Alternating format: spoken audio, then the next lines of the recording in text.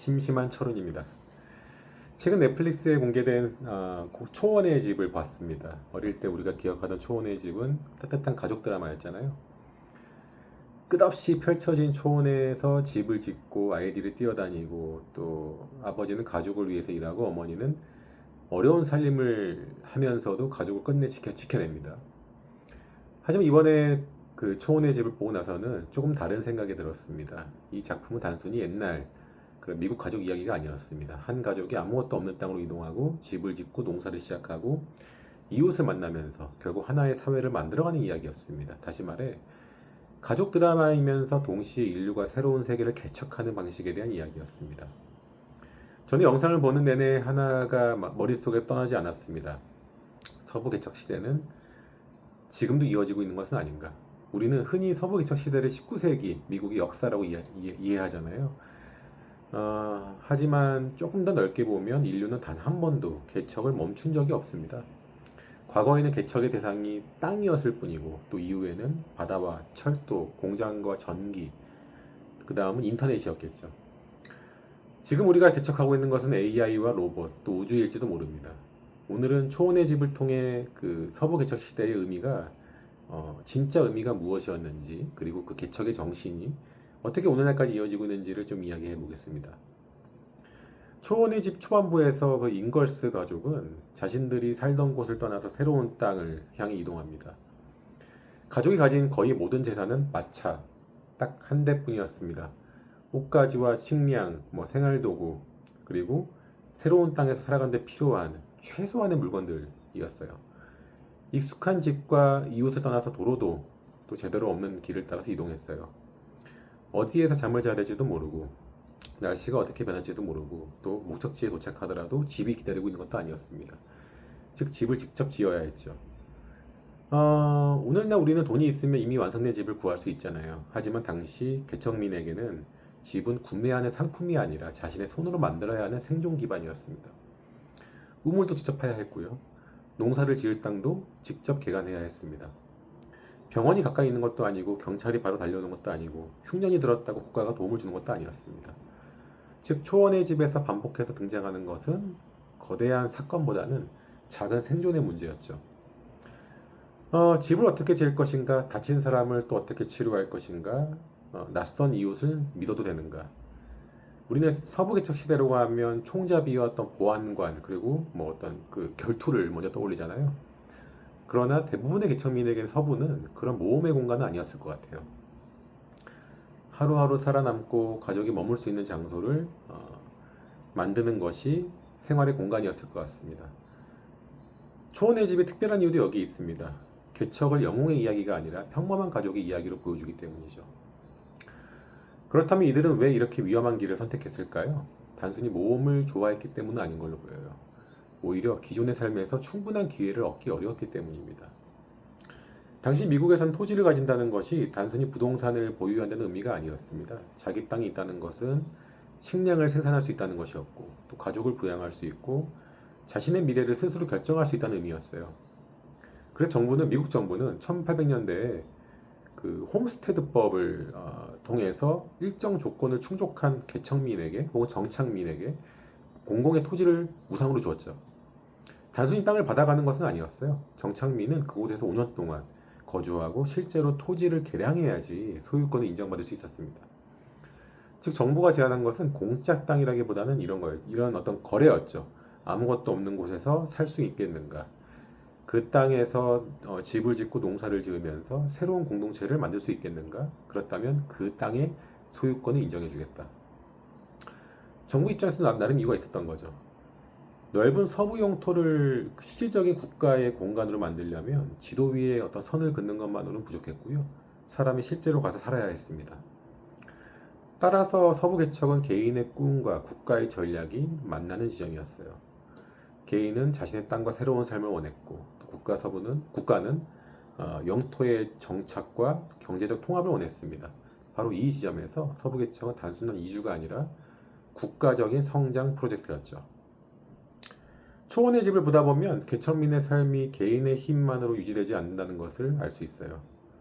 아버지가 집을 지을 때 또 농사를 시작할 수는 있지만 혼자 모든 문제를 해결할 수는 없었습니다.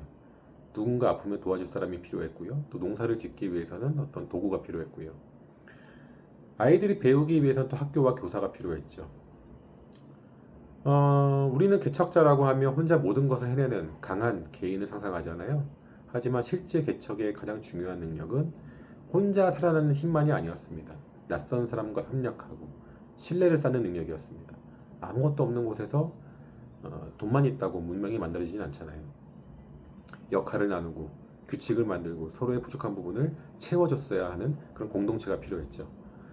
그래서 사실 가장 인상적인 그 부분이 이제 이런 부분이었던 것 같습니다. 개척은 혼자 떠난 일로 시작되지만 결국 함께 살아가는 방법을 만드는 일로 완성된다는 겁니다. 이것은 오늘과의 어떤 기술 산업과도 매우 닮아 있어요. 새로운 기술은 한 명의 어떤 천재나 또 한 기업으로만 완성되지는 않잖아요. 뭐 AI를 봐도 AI 모델을 만드는 회사가 있고 이를 구동할 반도체를 만드는 회사가 필요하죠. 전력을 공급할 시설도 필요하고요. 데이터 센터도 필요하고요. 또 수많은 새로운 서비스를 만드는 개발자와 스타트업도 필요합니다. 정부는 규칙을 만들고요. 학교는 인재를 또 키우고 기업은 또 기술을 실제 서비스로 바꿉니다. AI 산업은 역시 거대한 하나의 어떤 그 마을을 만드는 과정과 비슷한 것 같아요. 처음에는 소수의 개척자가 시작하지만 결국 수많은 사람이 참여하는 생태계가 만들어져야 되는 산업인 거죠. 결국 도구는 달랐지만 새로운 세계를 만드는 그 구조는 옛날이나 지금이나 비슷하다고 봅니다. 여기서 서부개척 시대를 낭만적으로만 이야기해서는 안 된다고 생각합니다. 모두가 아시겠지만 원주민의 존재와 또 토지 문제를 더 분명하게 보여줘야 된다고 생각하고요. 영화에서도 실제 그렇게 보여주고 있습니다. 인거슬 가족이 도착한 초원은요, 아무도 살지 않던 빈 땅이 아니었어요. 이미 오랫동안 그곳에 살아온 원주민들이 있었죠. 정착민에게는 그 땅은 새로운 어떤 기회 공간이지만 원주민에게는 삶의 터전이었습니다. 한쪽의 개척은 다른 한쪽의 어떤 침입이 될 수 있다는 거죠. 우리는 실제로 흔히 새로운 기술과 산업을 이야기할 때도 혁신이라는 좋은 말만 사용하잖아요. 하지만 모든 개척에는 혜택을 얻는 사람과 또 비용을 치르는 사람이 동시에 존재합니다. AI가 생산성을 높이는 것은 사실이죠. 하지만 어떤 사람은 자신의 일이 사라질까봐 두려워합니다. 새로운 플랫폼이 소비자의 편의를 높일 수도 있겠지만 또 기존의 작은 사업자는 도태될 수도 있습니다. 우주산업이 새로운 자원과 기회를 만들 수 있지만 우주 쓰레기와고 또 불필요한 군사 경쟁을 낳을 수도 있겠죠. 그렇기 때문에 이제 진짜 개척은 단순히 새로운 영역을 먼저 차지하는 것이 아닙니다. 누구의 권리를 침해하고 있는지, 또 그 혜택과 비용을 어떻게 나눌 것이며, 또 어떤 규칙을 만들 것인지까지 고려해야 됩니다. 이것이 바로 우리는 서부 개척 시대에서 배워야 할 가장 큰 교훈이 아닐까 생각합니다. 개척은 위대한 성장을 만들 수 있지만 규칙이 없는 개척은 누군가에게는 폭력이 될 수 있다는 것입니다. 서부 개척 시대를 실제로 폭발적으로 확장시킨 것은 마차뿐만은 아니었어요. 철도였어요. 철도가 놓이기 전에는 사람이 직접 오랜 시간을 이동해야 했고 많은 물건을 운반하기가 어려웠죠. 하지만 철도가 건설되자 사람, 물자, 우편, 정보가 훨씬 빠르게 이동하기 시작했습니다. 철도는 새로운 정착지를 또 만들었고요. 농촌과 도시를 연결했고요. 또 미국이라는 거대한 시장을 하나로 묶었습니다. 철도는 서부 개척의 어떤 플랫폼이었죠. 철길이 놓이면 그 주변에 역이 생길 것이고요. 사람이 모이고요. 또 상점과 창고, 또 은행과 공장이 들어설 수밖에 없잖아요. 철도를 건설한 기업은 단순히 사람을 운송한 것이 아니라 이제 경제가 움직이는 길 자체를 만든 것이죠. 오늘날 AI 시대의 어떤 반도체나 데이터 센터, 클라우드가 그 시대의 철도와 비슷한 역할을 한다고 생각합니다. AI라는 새로운 대륙이 있다고 해도 그곳으로 갈 수 있는 시설이 없다면 아무것도 할 수 없죠. 반도체는 계산 능력을 제공하고 또 데이터 센터는 AI가 작동할 공간을 제공하잖아요. 새로운 산업에서는 금을 찾는 사람보다 금강으로 가는 길과 장비를 제공하는 사람이 더 안정적으로 돈을 버는 경우가 많습니다. 서부 개척 시대 광부에게 청바지와 장비를 팔던 기업들이 성장했다는 이야기가 반복해서 등장하는 것도 그 이유입니다. AI 시대도 마찬가지인 것 같아요. AI 관련된 모든 서비스가 최종 승자가 될지는 아직 알 수 없지만 모든 AI 기업들이 필요로 하는 반도체와 전력, 또 데이터 센터, 네트워크의 가치는 분명해지고 있죠. 개척의 역사에서 큰 돈을 버는 사람은 언제나 개척자만은 아니었어요. 개척자가 움직일 수 있는 기반을 만든 사람도 있다는 거죠. 초원의 집을 보고 또 하나 흥미로웠던 점은 잉걸스 가족이 한번 이동하고 끝나는 사람들이 아니었다는 것입니다. 그들은 새로운 땅을 찾아 이동하고 집을 짓고 어려움을 겪으면서 때로는 다른 곳으로 또 이동합니다.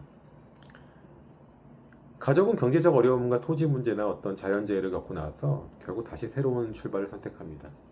이 모습은 개척이 한 번의 성공으로 끝나는 것이 아니라 또 우리가 생각하는 그런 낭만적인 여정은 아니라는 것을 보여줍니다. 잘못된 선택을 할 수도 있고요. 예상하지 못한 자연재해가 발생할 수도 있고요. 정착이 실패해서 다시 떠나야 될 수도 있는 거죠. 실패한 뒤에 다시 시작할 수 있는 것도 능력이었습니다. 이 부분은 지금 우리 오늘날의 어떤 창업가하고 또 기술산업의 모습과도 무척 닮았습니다. 그러나 우리는 성공한 기업의 최종 결과만 봅니다.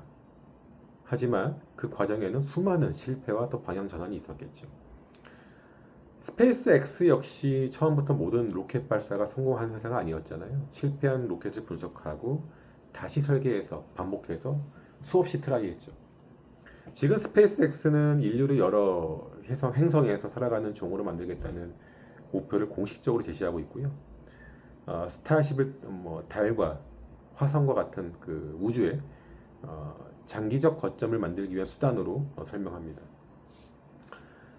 화성에는 아직 우리가 확인한 원주민 사회가 없고요. 또 기술적 난이도도 비교할 수 없을 만큼 높겠죠. 영화와는 또 다른 차원의 또 어려움이 있을 것 같아요. 하지만 두 시대를 움직이는 인간의 질문은 비슷한 것 같아요. 인류는 지금 있는 공간에서만 머물러야 하는가? 아직 아무도 살아보지 않은 미래를 위해 새로운 문명을 만들 수는 없는가? 일론 머스크가 자동차와 로봇, AI와 우주를 동시에 추진하는 이유도 여기에서 생각해 볼 수 있을 것 같아요. 각각 별개의 사업으로 보이지만 더 깊이 들어가 보면 모두 인간이 활동할 수 있는 영역을 넓히는 기술인 거죠.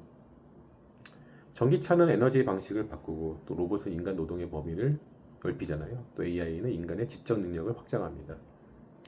우주선은 인류가 살아갈 수 있는 그 물리적인 공간 자체를 넓히려 하고요. 그래서 저는 일론 머스크를 단순한 기업가라기보다는 현대적인 의미의 개척자라고 생각합니다.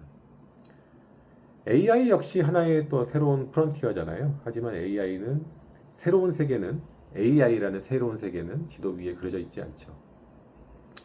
오히려 더 이야기가 어렵습니다. 서부 개척 시대에는 서쪽이라는 분명한 방향이 있었지만 또 마차를 타고 이동하면 눈앞에 새로운 땅이 나타났지만 AI 시대의 개척지는 눈에 보이지 않죠. 새로운 지식과 어떤 생산성이나 어떤 인간의 역할 그리고 기업과 이런 직업의 구조 속에서만 존재하는 거예요. 지금 우리는 AI가 앞으로 어떤 방향을 제시할지 또 어떤 직업이 사라지고 어떤 산업이 새로 생길지 확실치 않죠. 그런 불확실성 때문에 사람들은 AI를 거품이라고 말하기도 하죠. 실제로 거품이 있을 수 있습니다. 다만 서부 개척 시대에도 그 땅 투기와 철도 투기 또 금강 사기 과장된 도시 개발이 있었잖아요. 개척지가 생기면 언제나 돈과 사람이 몰리고 그 과정에서 과도한 기대와 투기가 나타나죠. 그렇다고 서부의 성장 자체가 거짓이었던 건 아니었던 거예요. 수많은 사업과 도시가 실패했지만 미국의 서부는 결국 국가 경제의 중요한 기반이 되었습니다. 닷컴 버블도 마찬가지였었어요. 많은 인터넷 기업이 사라졌지만 인터넷 자체는 사라지지 않았죠.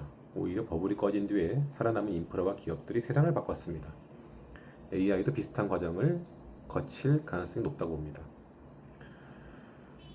저는 여기서 초원의 집이 전해주는 메시지에서 가장 중요한 메시지로 들어가고 싶습니다. 잉걸스 가족이 원했던 것은 세계를 정복하는 것이 아니었습니다. 엄청난 부자가 되는 것도 아니었어요. 그들이 원하는 것은 가족이 함께 살아갈 수 있는 집과 또 자신의 힘으로 미래를 바꿀 수 있는 기회였던 거죠. 서부 개척을 움직인 것은 거대한 영웅만이 아니었던 거예요. 오히려 수많은 평범한 사람들이었습니다. 이 점은 오늘날에도 같습니다. 우리가 모두 AI 회사를 창업하거나 우주선을 만들 필요는 없다는 거죠. 하지만 새로운 시대가 다가오고 있다는 것을 이해하고 그 변화 속에서 자신의 진리를 찾을 필요는 있습니다. 누군가는 AI를 이용해서 일을 더 잘할 수 있습니다. 누군가는 새로운 기술을 배울 수도 있고요. 누군가는 변화하는 산업에 투자할 수도 있고 또 작은 사업을 시작할 수도 있겠죠. 개척자라는 어떤 말은 반드시 가장 위험한 곳으로 뛰어드는 사람만을 뜻하는 건 아니에요. 새로운 가능성을 외면하지 않아야 되고요. 자신에게 필요한 방식으로 받아들이면 됩니다. 초원의 집을 보면서 제가 가장 부럽게 느낀 것은 넓은 초원이나 소박한 집이 아니고요. 그 시대의 사람들이 가졌던 미래에 대한 믿음인 거죠. 오늘보다 내일이 나아질 수 있다는 믿음. 지금은 가진 것이 많지 않아도 자신의 손으로 집을 짓고 땅을 일구면 아이들에게 더 나은 미래를 줄 수 있다는 믿음. 물론 그 믿음이 항상 현실이 된 것은 아니었겠지만 농사가 망할 때도 있고 집을 잃을 때도 있었어요. 하지만 그럼에도 수많은 사람들은 움직였죠. 인류의 역사가 어쩌면 이렇게 계속 사람들이 움직이고 앞으로 나아가면서 만들어진 것지도 모르겠어요.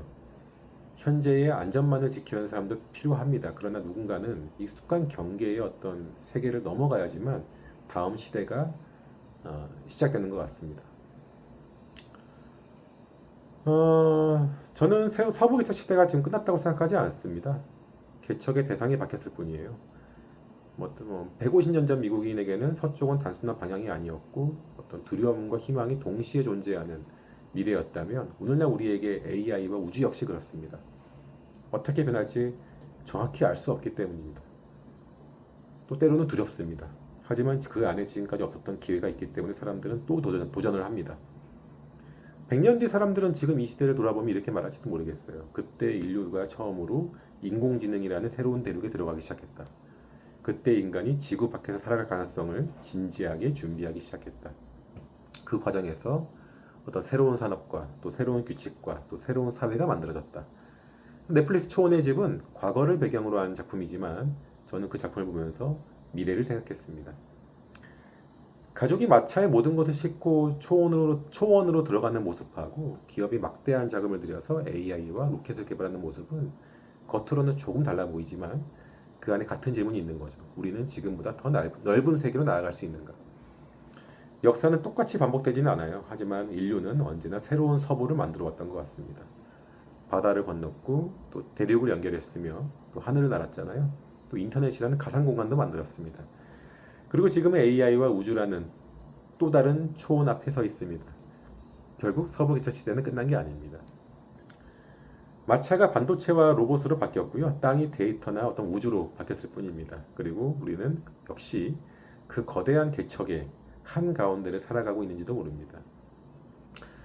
오늘 좀 말이 길었는데요. 여러분들은 어떻게 생각하시나요? 혹시 또 기회가 되신다면 넷플릭스의 초원의 집은 꼭 과거 이야기만은 아니니까 한번 좀 보셨으면 좋겠습니다. 그리고 혹시 보시지 못했다고 하더라도 오늘 제가 전한 이야기에 대해서 또 다른 관점의 의견이 있다면 댓글로 편하게 달아주세요. 좋아요와 구독은 좀 부탁드리겠습니다. 오늘 여기까지 하겠습니다. 감사합니다.